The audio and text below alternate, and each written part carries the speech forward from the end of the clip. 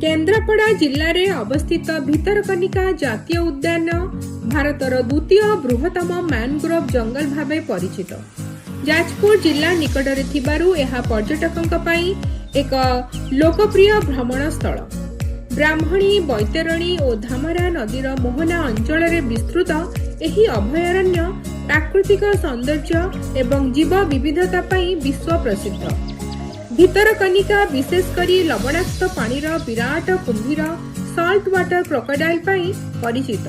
एहा छड़ा एठारे हरिण, वन्य घुसुरी, अजगर, किंग कोब्रा, माछखिया पक्षी और शह शह प्रजातिर देशी विदेशी पक्षी देखिबाकु मिलिथाय।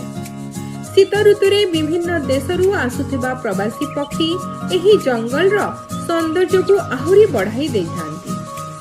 भितरकनिकारे नौका भ्रमण सबुठारु आकर्षणीय अनुभूति।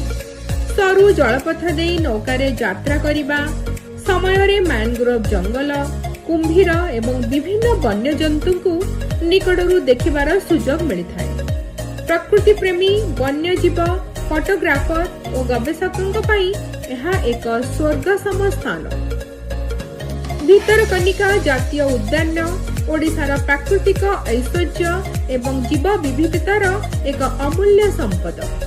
जाजपुर और एहार आखपाख अंचल भ्रमण करुथुबा पर्यटकଙ୍କ ପାଇଁ ଏହି ସ୍ଥାନ ଏକ ଅବଶ୍ୟ ଦର୍ଶନୀୟ पर्यटन केन्द्र।